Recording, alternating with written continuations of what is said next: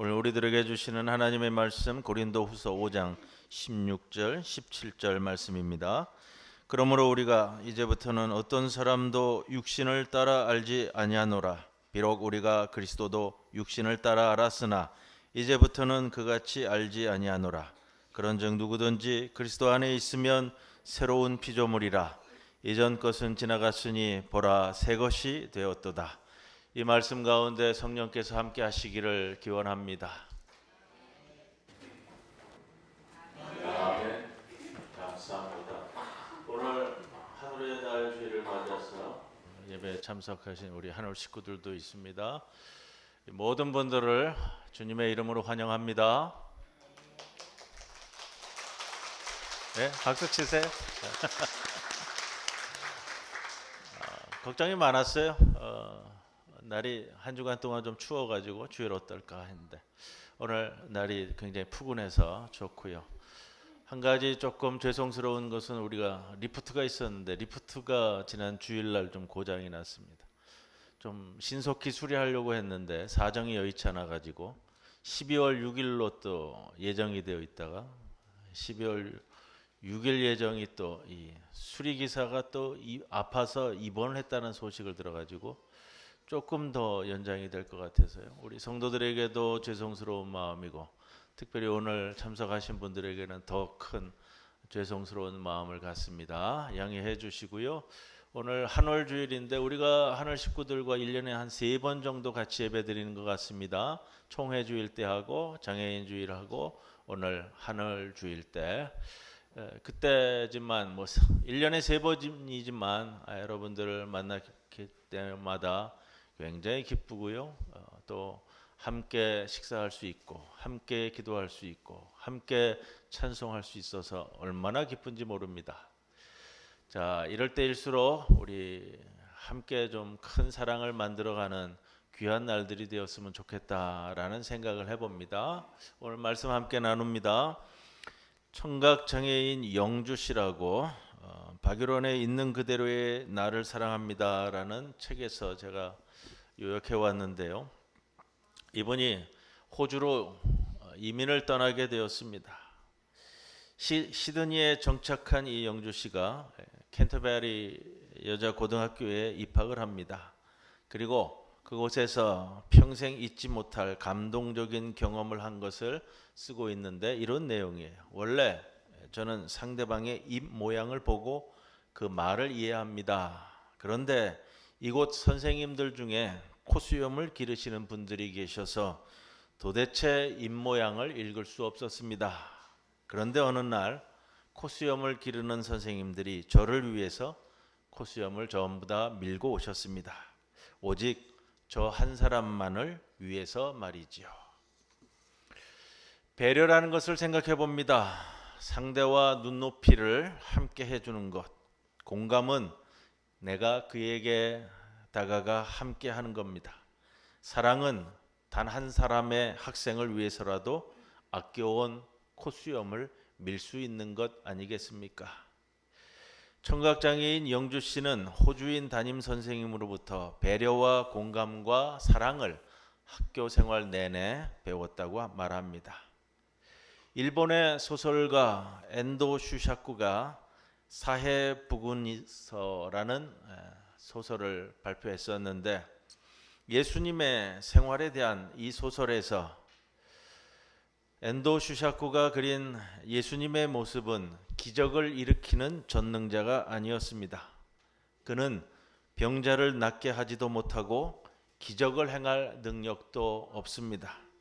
다만 버림받은 병자들 곁에 머물면서 안타까워하며 그들과 함께 밤을 지샐 뿐입니다.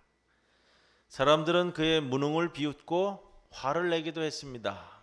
하지만 저자인 엔도 슈샤크는 진정한 기적이란 병자를 자리에서 일으키는 것이 아니라 버림받은 이들 곁에 머물면서 그들의 벗이 되어주는 영혼의 온기임을 넌지시 일깨워주고 싶었다라고 밝히고 있습니다.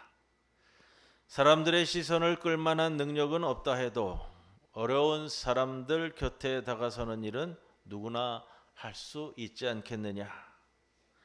하지만 눈이 퇴화버린 시메온처럼 우리는 우리 이웃들 곁에 다가서는 능력을 잃어버린 채 살아가고 있는 것은 아닌지 생각해 보자라고 말합니다. 한국 사회의 특이점과 문제점을 지적한 글을 지난주에 좀 아티클을 읽은 기억이 납니다.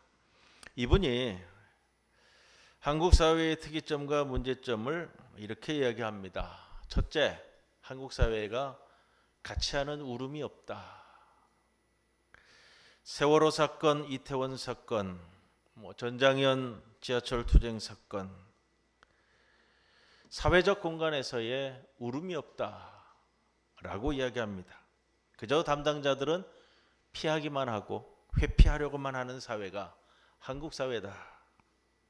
두 번째, 그 대신에 한국 사회는 웃음이 넘치는 사회다. 웃음을 좋아하는 사회다. 좀 비꼬는 표현인데요. 이런 말이에요. 한국 사회는 웃기는 사람만 좋아한다. 재밌는 사람만 좋아한다. 웃기는 사람, 재밌는 사람만이 각광받는 사회가 한국 사회다. 한국 사회에서 필요한 것은 웃기는 사람보다 스마일이 필요하다. 누구나 보고 누구나 듣고 미소 짓는 사회가 되는 것이 한국 사회가 필요로 한 것이다. 이런 글을 적으셨어요. 공감에 대한 이야기를 하면서 이런 글을 적으셨는데 어떤 면에서는 참 우리에게 다가오는 표현이라는 생각을 갖습니다. 가끔 교회에서 지내다 보면 심심찮게 몇 사람이 찾아와 고향 갈 차비가 없다고 돈을 달라고 요구하는 사람들이 종종 옵니다. 지금은 사무실이 4층에 올라왔는데 사무실이 2층에 있을 때는 어떻게 하는지 사무실까지 찾아와서 문을 두들기고 이야기합니다. 면접을 보러 왔다고요? 그래서 지갑을 잃어버렸다고요. 한때 유행하던 멘트도 있었습니다. 당뇨병 환자인데 급하게 인슐린 주사를 맞아야 해서 2만 원만 빌려달라고 하는 경우도 흔히 있었습니다.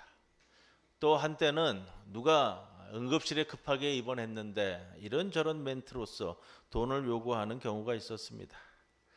우리 교회 아시겠지만 최성묵 목사님 시절에 청년으로 활동 같이 하던 사람인데 그러면서 결국은 물건 팔겠다고 오는 분도 있었어요. 할 수 없이 그래도 물건 파는 건 좀 나았는데 한때 제가 수세미를 한 임박스를 산 기억도 있습니다. 심지어는 전화를 걸어서 저하고 예전에 차비를 얻은 적이 있고 또 찾아오면 제가 주겠다고 약속했다고 그러면서 요구하는 경우도 있었습니다. 이런 사람들이 한두 사람도 아니라서 좀 짜증이 나기도 했습니다. 사실 그 사람이 고향에 가는 차비를 얻으러 왔는지 아니면 오늘 또 1, 2만 원 챙겨서 술 마시려고 달라고 왔는지 저는 모르겠습니다. 이런 사람들이 찾아오면 귀찮아서 주머니에 잔돈 1, 2천 원밖에 없다고 그거라도 받아가겠느냐라고 이야기하면 받아가는 사람도 있고요. 화를 내고 가는 사람도 있더라고요. 요즘은 또 세태가 바뀌었습니다. 요즘 누가 현금 들고 다니냐고 현금은 주머니에 없다고 얘기를 하면 이분들이 얘기할 때에 계좌 이체해달라고 계좌를 불러주겠다고도 합니다. 이런저런 상황을 겪을 때마다 그분도 떠나고 저도 돌아서면서 드는 생각이 있습니다. 내 말에 온기가 없음을 느낄 수 있습니다. 여러분은 어떤지 모르겠습니다만 구걸하러 오는 사람이 올 때 솔직히 따뜻한 눈으로 보이지는 않습니다. 얻으러 오는 사람들이 그리 탐탁치 않게 보이는 것이 솔직한 심정입니다. 불행히도 얻으러 오는 모든 사람들을 탐탁치 않는 눈으로 보는 그 마음은 제가 보지 못하고 그냥 넘어갑니다. 그저 돈 몇 푼 주어서 보내고 그런 후에 제가 할 일에 몰두합니다. 아무렇지도 않았다는 듯이 말입니다. 그런 제 마음을 제가 검열하지도 않고 제가 성찰하지도 않습니다. 내 자신의 내면을 볼 수 없는 곳에서는 진정한 소통은 일어날 수 없다는 것을 알면서도요. 이런 상황에서는 우정과 환대는 존재하지 않을 겁니다. 자기 영혼을 점검할 시간조차 없이 사는 우리 자신이 얼마나 비참한 존재인지를 보지 않습니다. 여러분, 사람을 대할 때마다 그 어떤 사람을 대하든지 그 사람을 보지 말고 내 자신을 보십시오. 내 영혼에 진정한 온기가 있는지를 먼저 살펴보십시오. 아메리카 인디언들은 말을 타고 신나게 달리다가도 이따금 멈추어 서곤 한다고 합니다. 왜냐하면 내가 너무 빨리 달려와서 혹 내 영혼은 아직 따라오지 못했는지를 점검하기 위해 잠깐씩 멈추어 서곤 한다고 합니다.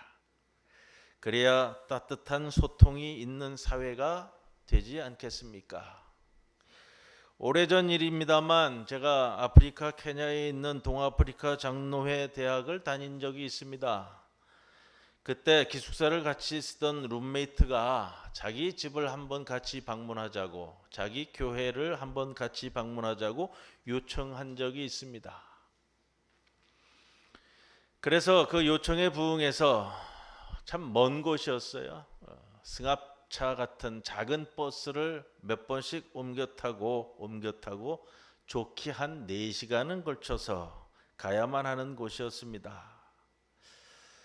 서너 시간을 조그만 승합차를 갈아탔는데요. 우리 이 승합차하고 보통 이제 일본 승합차가 많은데 그 좌석을 전부 다 개조를 했어요. 그래서 한 줄에 우리는 3사람이 타는데 거기에서는 4사람이 타는 게 기본입니다. 이 아프리카 분들하고 같이 4자리에 같이 앉아 있으려니까, 그리고 서너 시간을 같이 타고 가려고 하니까 그것도 참 고역이더라고요. 그런데 더 큰 문제는 그 도시에 도착해서 일어났습니다. 이 룸메이트 집까지 걸어가면서도 그냥 걸어가면 아마 10분도 걸리지 않을 거리를 좋게 거의 한 2시간에 걸쳐서 걸어간 것 같습니다. 왜냐? 이 룸메이트가 지나가다 동네 사람을 만나면 인사를 나눕니다. 안부 인사를 나눠요. 아버지 이름을 대고 어머니 이름을 대고 또 상대방의 아버지 어머니, 그리고 부모님의 이 아내의 장인, 아내와 또 장인과 장모와 아이들 안부를 나누는데도요, 이름 하나씩 다 열거하면서 안부를 나눕니다. 거기다가 제가 또 외국인으로 왔잖아요. 이분은 누군지, 뭐 하는 분인지, 오늘 왜 왔는지 또 서로 간에 인사를 나누고, 그렇게 한 사람이 끝나고 또 한 20걸음 걸어가다가 또 동네 사람을 만나면 또 그 일을 반복을 합니다. 또 그 일을 반복을 하는데, 여러분, 이게 우리 문화에는 익숙치 않잖아요. 한 2시간 가까이 그러다 보니까 확 짜증이 올라오는데요. 한 4시간을 그렇게 버스를 타고 온 것도 피곤한데 이 사람을 만나가지고 그렇게 인사를 나누는 것도 한 2시간 가까이 되니까 짜증이 이만큼이 올라오더라고요. 이분들의 인사법이더라고요, 그게. 다음 날 버스를 타고 오면서 제가 굉장히 크게 회개했습니다. 이게 그 다음 날 주일날 교회 가서도 또 반복이 되는 거예요. 그런데 제가 다음 날 오면서 회개한 것은 내가 뭐가 그리 급해서, 내가 왜 그곳에 갔고, 하나님이 왜 나에게 이러한 경험을 하게 하실까, 이런 걸 생각한다면 정말 내가 짜증을 내고 이렇게 생각했던 것은 정말 잘못된 것이 아니냐. 오히려 그것을 즐기고 기뻐했어야 할 것이고, 이런 소중한 경험은 어디 가서도 하지 못하는 일이었는데 그렇게 회개했습니다. 우리가 우리를 살펴보면서 우리가 왜 살아갈까를 성찰할 때 하나님이 창조하신 세상에서 서로 사랑을 나누며 라는 말을 흔히 하는데, 과연 우리에게는 무엇이 이루어질까라는 겁니다. 사도 바울은 오늘 우리가 함께 읽은 본문 17절에서 그리스도를 믿는 사람들을 두고 새로운 피조물이라고 말하고 있습니다. 본문 17절 말씀에 누구든지 그리스도 안에 있으면 그는 새로운 피조물입니다. 옛 것은 지나갔습니다. 보십시오. 새 것이 되었습니다. 그리스도 안에 있으면 새로운 피조물이라고 합니다. 옛 것은 지나가고 새 것이 되었다고 합니다. 그리스도 안에서 새로운 사람이 되었다는 겁니다. 이 본문을 보면서 그리스도 안에서는 무슨 뜻이고 새로운 것은 무엇일까라는 것을 생각하게 됩니다. 16절에는 그러므로 이제부터 우리는 아무도 육신의 잣대로 알려고 하지 않습니다. 전에는 우리가 육신의 잣대로 그리스도를 알았지만 이제는 그렇지 않다라고 했습니다. 여러분, 육신의 잣대로 아는 그리스도란 무엇일까요? 육신의 잣대로 아는 예수란 누구일까요? 가난하고 멸시받는 갈릴리 나사렛 출신 요셉과 마리아의 아들인데 진짜 요셉의 아들인지는 또 불분명합니다.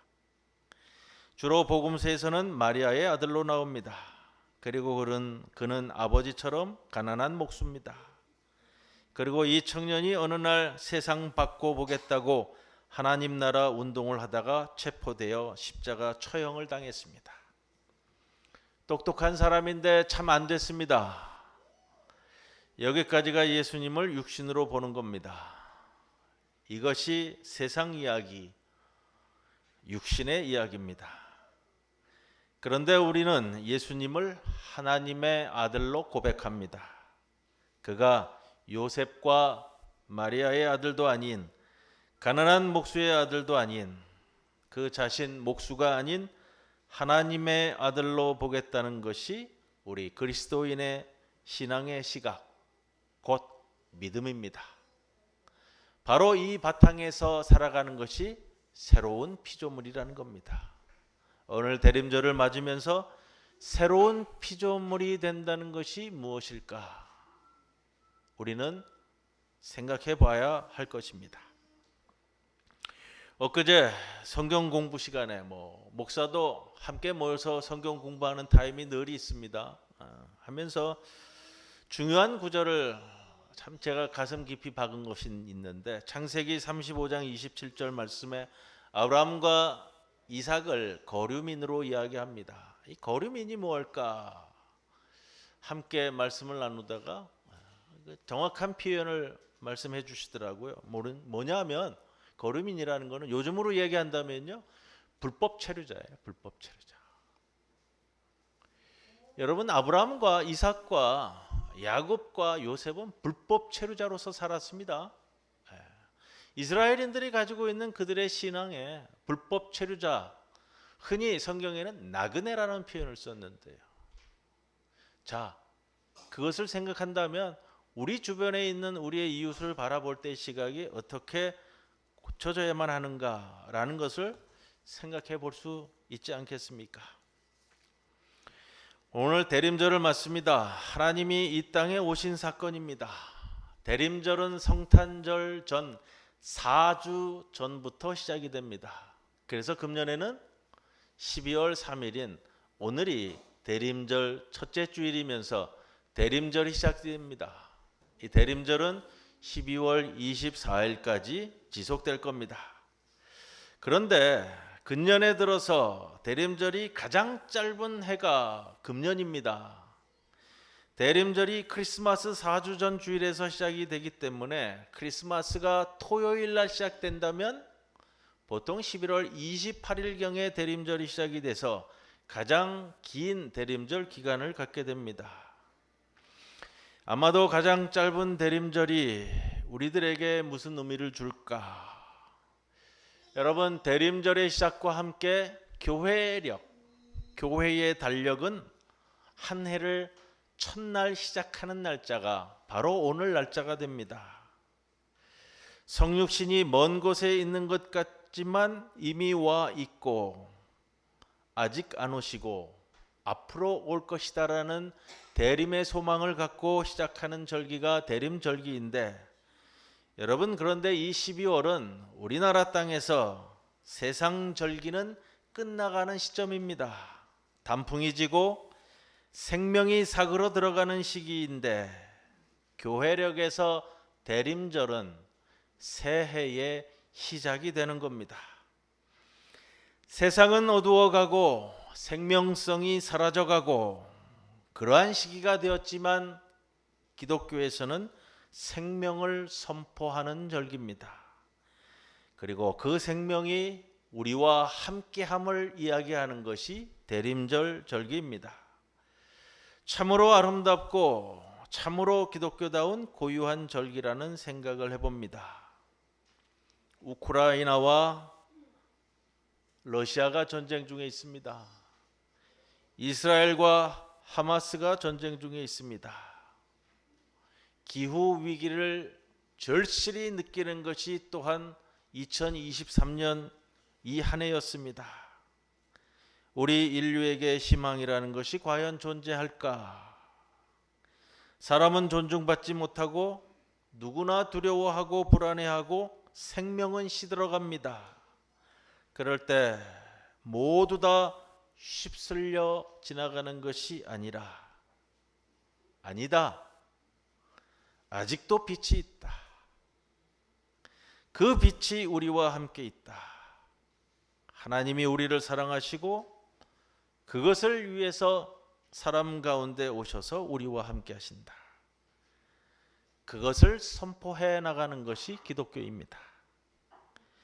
새벽에 동이 터올 때에 그 먼 동터 오는 곳에서 어떤 이들은 흐릿한 빛을 바라볼 뿐이지만, 우리는 그 빛이 이미 이 세상을 다 채우고 있는 빛이다 라고 고백할 수 있는 새로운 용기를 줄 수 있는 절기가 이 대림절 절기입니다. 동방 박사들처럼 별을 보고 이 세상에 빛이 다가오는구나 라고 고백하는 절기가 이 대림절 절기라는 겁니다. 오늘 이 대림절 첫째 주일을 교회력의 첫날을 맞아서 하늘의 날 주일을 지내게 된 것을 참으로 기쁘게 생각합니다. 우리 한울 식구들, 대림절을 맞는 가운데 소망 가운데 또 한 해를 맞이할 수 있기를 바랍니다. 무엇보다도 앞으로의 한 해도 기쁘고 즐겁고 행복하고 무엇보다 감사하며 지내는 날들이 되어지기를 주님의 이름으로 간절히 축원을 드립니다. 고마우신 아버지 하나님, 감사합니다. 우리 한울 식구들 무던한 여름을 보내고 또 가을을 지내고 대림절 첫째 주일 한자리에 모였습니다. 서로의 안부를 확인하고 서로에게 덕담을 나누며 아름다운 공간에서 아름다운 시간을 보내도록 이끄시옵소서. 서로를 마주보며 서로의 사랑을 확인하게 하시고 무엇보다도 감사하는 날들 가운데 주님을 바라보게 하옵소서. 어려운 가운데 놓여 있지만 대림절 절기를 통해 주님 주시는 빛과 소망을 바라보게 하옵소서. 예수님의 이름으로 기도드리옵나이다. 아멘.